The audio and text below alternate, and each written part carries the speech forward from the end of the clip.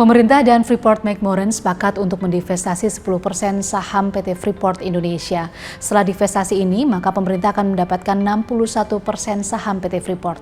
Meski memiliki sebagian besar atau mayoritas saham, namun Freeport-McMoRan tetap menjadi pemegang saham pengendali dan bukan pemerintah Indonesia.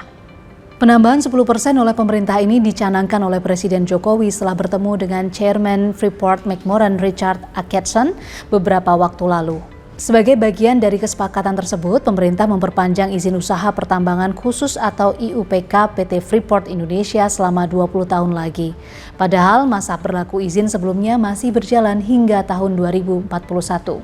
Pemerintah melakukan ini sebagai jaminan kepastian investasi hingga semester 1 tahun 2023, penerimaan negara dari Freeport mencapai 1,4 miliar dolar Amerika Serikat atau setara dengan 21,5 triliun rupiah.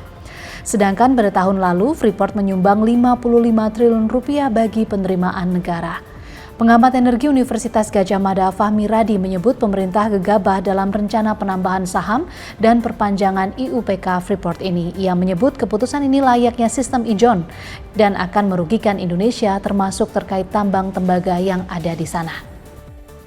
Apakah dengan penambahan 60% ini akan memberikan efek terhadap pengendali atau tidak gitu ya.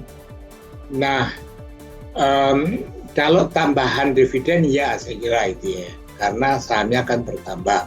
Nah, tapi untuk saham pengendali ini pengalaman selama berapa tahun Indonesia kan sudah menguasai 51%.